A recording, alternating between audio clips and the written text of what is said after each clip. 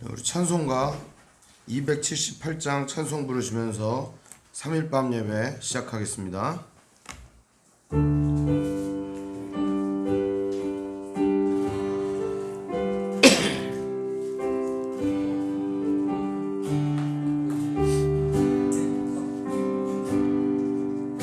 여러 해 동안 주 떠나 세상 연락을 즐기고 저 흉악한 죄에 빠져서 주 은혜를 잊었네. 오 사랑의 예수님, 내 맘을 곧 엽니다. 곧 들어와 나와 함께하며 내 생명이 되소서. 죄악의 죽을 인생을 심히 불쌍히 여기사 저 하늘의 영광 버리고 이 세상에 오셨네. 오 사랑의 예수님, 내 맘을 곧 엽니다. 곧 들어와 나와 함께하며 내 생명이 되소서. 공포를 입은 구주는 가시면류관 쓰시고 저 십자가 높이 달리사 그 아픔을 참았네. 오 사랑의 예수님, 내 맘을 곧 엽니다. 곧 들어와 나와 함께하며 내 생명이 되소서. 미련한 우리 인생은 주의 공로를 모르고 그 쓸쓸한 사막 가운데 늘 헤매고 다녔네. 오 사랑의 예수님, 내 맘을 곧 엽니다. 곧 들어와 나와 함께하며 내 생명이 되소. 미련한 우리 인생은 주의 공로를 모르고 그 쓸쓸한 사막 가운데 늘 헤매고 다녔네. 오 사랑의 예수님, 내 맘을 곧 엽니다. 곧 들어와 나와 함께하며 내 생명이 되소서.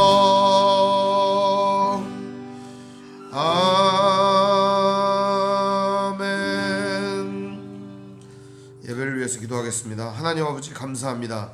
오늘 시간도 주의 은혜 가운데 살아가며 숨쉬며 우리의 인생을 살아갑니다. 하나님의 귀한 뜻과 은혜를 나타내고자 우리의 인생을 하나님께 드리오니 주님 오늘 이 시간도 우리의 삶을 인도하시고 하나님의 선하시고 아름다운 신뜻 가운데 살아갈 수 있도록 붙잡아 주시옵소서. 우리 주 예수님 이름으로 기도합니다. 아멘. 오늘 말씀은 마태복음 14장 34절에서 36절까지의 말씀을 보겠습니다. 마태복음 14장 34절에서 36절까지 말씀 보겠습니다. 제가 가진 성경은 신약성경 24페이지입니다. 제가 읽겠습니다. 그들이 건너가 게네사렛 땅에 이르니 그곳 사람들이 예수이신 줄을 알고 그 근방에 두루 통제하여 모든 병든 자를 예수께 데리고 와서 다만 예수의 옷자락이라도 손을 대게 하시기를 간구하니 손을 대는 자는 다 나음을 얻으니라. 아멘. 오늘 말씀은 다 나음을 얻으니라 라는 제목으로 말씀의 은혜를 나누겠습니다. 다 나음을 얻으니라. 이 세상을 살다 보면 크고 작은 질병과 어려움에 시달리는 사람들을 보게 됩니다. 우리의 가족과 친척과 형제들, 친구들, 우리 주변을 돌아보면 아픈 병 때문에 많이 힘들어하는 사람들이 있습니다. 근데 이런 사람들에게 가장 좋은 선물은 무엇이 되겠습니까? 그 병에서 치료받는 것일 겁니다. 우리 인간에게 있어서 가장 치료받지 못하는 질병은 무엇일까?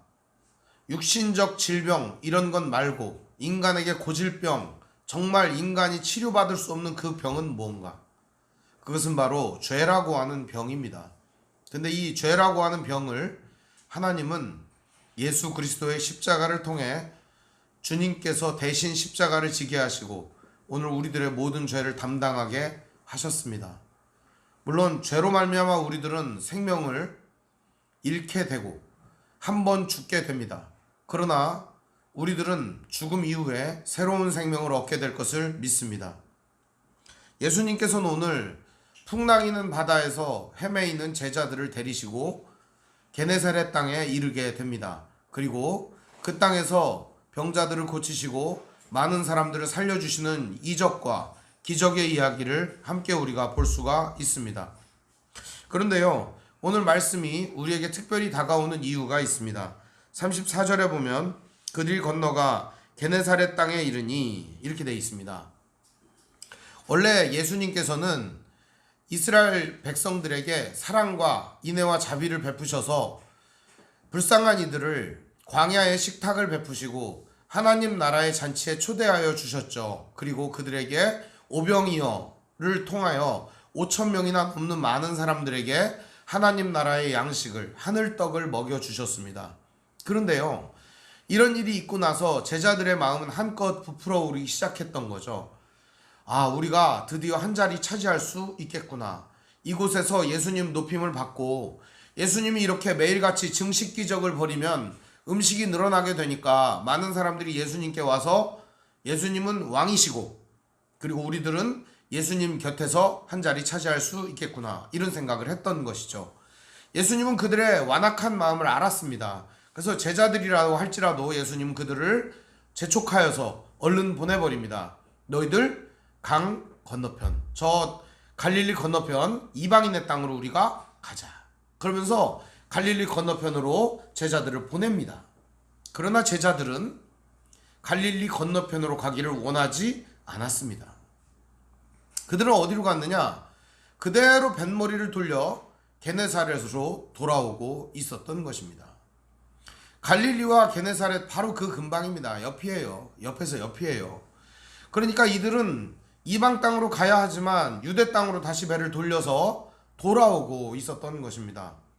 안타까운 사실은 이들은 주님께서 왜 그들을 보내셨는지에 대한 보냄에 대한 의미조차 깨닫지 못했던 것입니다.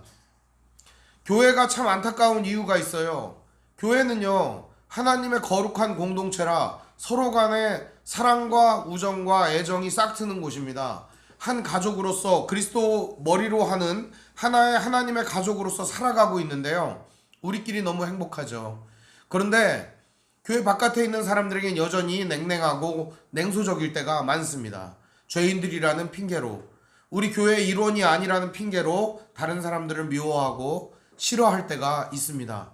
어떻게 보면 우리 안에 내재되고 잠재되어 있던 선 긋는 문화가 우리 안에 있는지도 모르겠어요.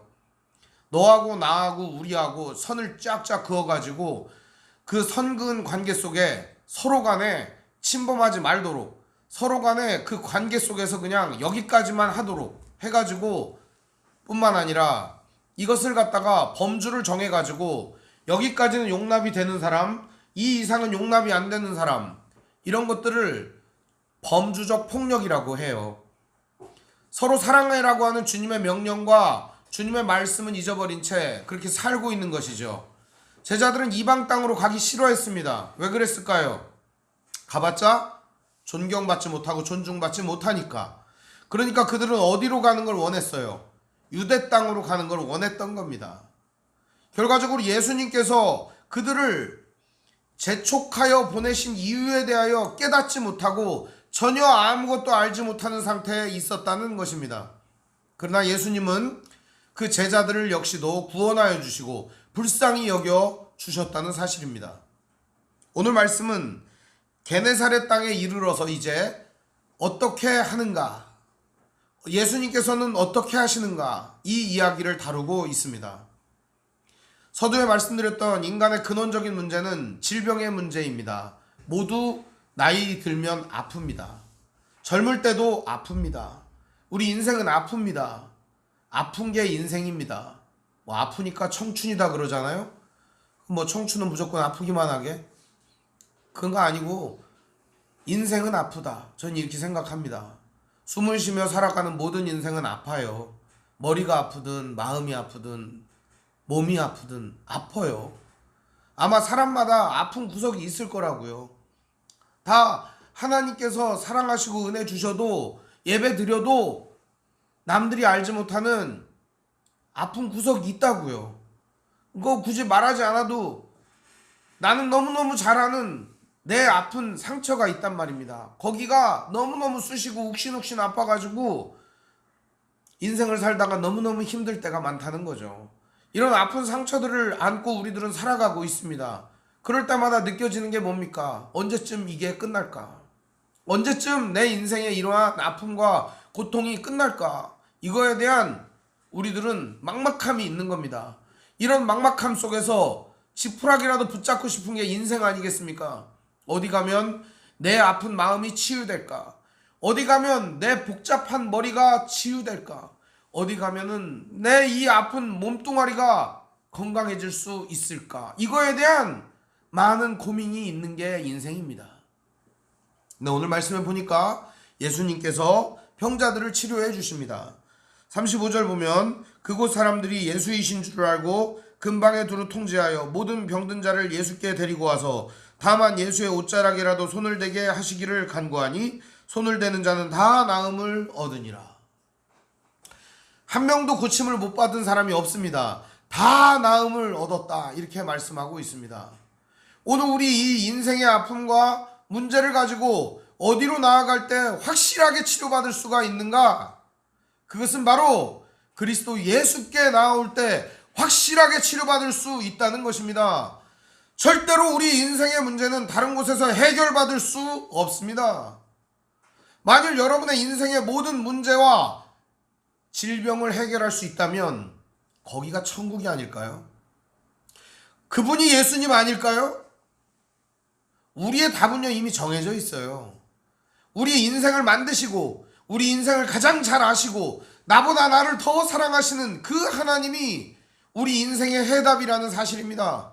그럼에도 불구하고 오늘 우리들은 엉뚱한 데서 해답을 찾을 때가 너무나도 많다는 겁니다. 여기 가면 좋을까? 저기 가면 좋을까? 여기 가면 나을까? 우리 인생은 그런 방황의 연속입니다. 어린 시절부터 방황들 많이 하셨잖아요. 이거 해보면 좋을까? 저거 해보면 좋을까? 이거 해보면 괜찮을까? 우리들은 방황을 어릴 때부터 계속합니다. 그 방황이 언제 끝나냐? 그리스도 예수를 만나고 그리스도 예수 안에 완전히 거할 때 우리의 방황은 종식되는 것입니다. 인생의 방황은요, 나이와 상관없습니다. 인생의 방황은요, 인격에 뭐 좋고 나쁜과 상관이 없습니다. 인생의 방황은요, 그리스도 예수를 만나지 못한 사람에게 영원히 있는 것이기 때문입니다. 사랑하는 성도 여러분, 오늘 여러분의 방황이 어디서부터 시작된지 모른다면 바로 그리스도 예수 안에 거하지 못함으로 인하여 제기된 모든 발생한 문제라는 사실을 깨달으시기를 바랍니다. 다만 예수의 옷자락에라도 손을 대게 하시기를 간구하니 손을 대는 자는 다 나음을 얻으니라. 예수님 옷이라도 만지기를 원하는 사람들이 예수님이 지나가니까 그 옷자락을 만지자마자 병이 다 나았다는 겁니다. 저는 이 예수님을 좀 옷자락에 만약에 능력이 있다 그러면은요, 이렇게 좀 옷자락을 찢어갖고선 나라마다 이렇게 걸어놓으면 좋겠어요. 이렇게 한국에도 한 조각 걸어놓고 미국에도 한 조각 걸어놔서 이렇게 만지면 다 낫는 거 아닙니까? 그렇죠? 병원이 필요가 없잖아요. 옷자락 병원 다 그래갖고 옷자락을 만지면 다 낫는 거예요. 이런 기적이 나타나면 얼마나 좋겠습니까? 근데 여러분, 예수님의 옷자락의 능력이 있었을까요? 오늘 말씀은 분명하게 말하고 있습니다. 옷자락의 능력이 있었던 게 아니라 예수 그리스도에게 능력이 있었던 것입니다. 그럼 예수 그리스도께서는 어떤 분이시길래 이런 능력이 있을까 하는 것입니다. 예수님은 어떤 분이실까요? 지금까지 우리가 마태복음 14장까지 살펴보았는데 14장까지 드러난 예수님은 어떤 분이십니까? 진정한 하나님의 아들이시며 메시아이시며 우리를 구원하실 진정한 구원자라는 것입니다. 우리의 구원자 되시는 이 예수님을 우리가 믿고 따르며 바라볼 때 우리 육신의 방황과 우리 인생의 방황이 종식되는 것입니다. 사랑하는 성도 여러분, 오늘 우리 안에 치유되지 못한 마음의 상처와 질병이 있습니다. 남들은 알지 못하는 내 마음 깊은 곳에 아픈 곳이 있습니다. 오늘 시간 이것을 주님께 내어놓고 치유받고 회복되는 시간이 되었으면 좋겠습니다. 예수님의 옷자락에라도 손을 대는 자는 나음을 얻었다는 이 말씀은 오늘 그리스도께서 우리 안에 성령으로 거하시고 계시는 놀라운 우리의 인생 속에서는 일상이 되어야 합니다. 사랑하는 성도 여러분, 다른 데 찾지 마시고 그리스도 예수 안에서 참된 안식과 치유를 얻으시기를 바랍니다. 명절이라고 하는 게 시작되었어요. 이제 명절 기간인데요. 추석이라고 하는 것은 우리가 곡식을 거두고 가족들이 둘러앉아 모여서 함께 이 풍성함을 나누는 계절 아니겠습니까? 경주 최부자 같은 곳에서는요, 추석날 명절에 굴뚝에서 연기가 안 나는 집에다가 쌀을 갖다 주라고 할 정도로 우리 누구나 모두가 즐겨야만 하는 명절이었습니다. 그런데요, 이 명절에 모두가 다 풍성하게 밥을 먹고 풍요로운 곡식과 가을을 누려야 할 이 시점에 누리지 못하는 사람이 있다면 얼마나 그 사람 불행하겠습니까? 저는 더 불행하는 사람이 있다고 생각해요. 그 사람이 누구냐면 바로 그리스도 예수 안에서 이런 참된 평화와 안식과 완전한 치유를 우리는 경험하고 있는데, 이 그리스도 예수 안에서의 완벽한 사랑과 치유를 경험하지 못하는 그 사람들이 참으로 안타깝습니다. 사랑하는 성도 여러분, 여러분 주변에 그런 사람들이 있다면 그리스도 예수 안에서 참된 회복과 치유가 일어날 수 있도록 도와주시기를 바랍니다. 그 사람들을 위해서 기도해 주시고 그 사람들의 아픔과 상처를 여러분들이 보듬어 줄 수 있다면 좋겠습니다. 명절에 많이들 자랑할 겁니다. 나 어디 취직됐다. 나 어떤 일 했는데 돈 많이 벌었다. 나 뭐를 했는데 합격했다. 가족들 자랑하는 거 너무 꼴사나워 하지 마시고 내세울 게 그거밖에 없으니까 그거라도 좀 이렇게 칭찬해 주시고 좀 너무 그렇게 가소롭게 생각하지 마세요, 여러분. 연약한 사람들이 내놓는 것들이니까요. 그 사람들이 그런 얘기 할 때 여러분들 잘 살펴보아서 진짜 예수님이 필요한 사람이 누군가 봐서 가장 허한 사람들이 그런 자랑 많이 하거든요.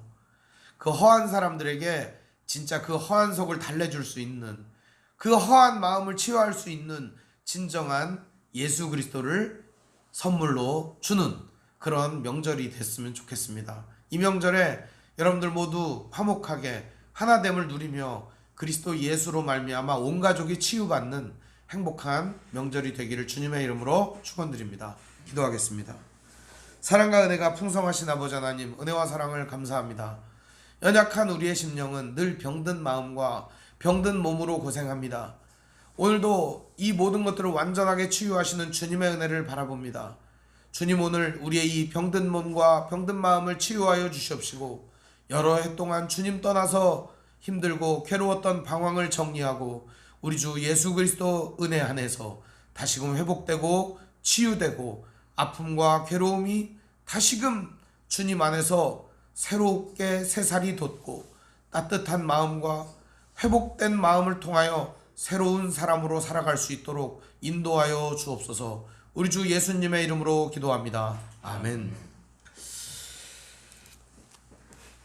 교회 소식을 알려드리겠습니다. 오늘 함께 예배하신 모든 분들 주님의 이름으로 환영합니다. 우리 옆사람과 서로 인사하겠습니다. 사랑합니다. 사랑합니다. 하나님 말씀인 성경을 가까이 두고 매일 읽으시고 기도로 하나님과 교제하시고 말씀대로 사랑하며 사시기를 바랍니다. 목회자의 경건을 위해 기도하시기 바랍니다. 정치 지도자들과 남북관계를 위해서 기도하시기 바랍니다. 가난한 자들과 소외된 자들을 도우며 기도하시기를 바랍니다. 선교사님과 가족을 위해서 기도하시기를 바랍니다. 아픔과 고통 중에 있는 성도를 위해 기도하시기 바랍니다. 묵상과 전도를 생활화하시기를 바랍니다. 우크라이나 전쟁 종식과 산불 피해자들과 수해 피해자들을 위해서 기도합시다. 코로나를 조심하시기 바랍니다. 엣지 있는 성경 통독 세미나를 우리 교회에서 했는데요. 밴드에다가 임철 목사님의 강의 풀 영상, 우리 교회에서 한 건 아니지만 광주 새로운 교회에서 했던 영상을 올려놓았으니 여러분 참조해서 들어보시면 좋겠습니다. 신앙에 많은 유익이 있을 거라고 생각합니다. 우리 주님 가르쳐 주신 기도로 마치겠습니다. 하늘에 계신 우리 아버지, 아버지 이름을 거룩하게 하시며 아버지의 나라가 오게 하시며 아버지의 뜻이 하늘에서와 같이 땅에서도 이루어지게 하소서.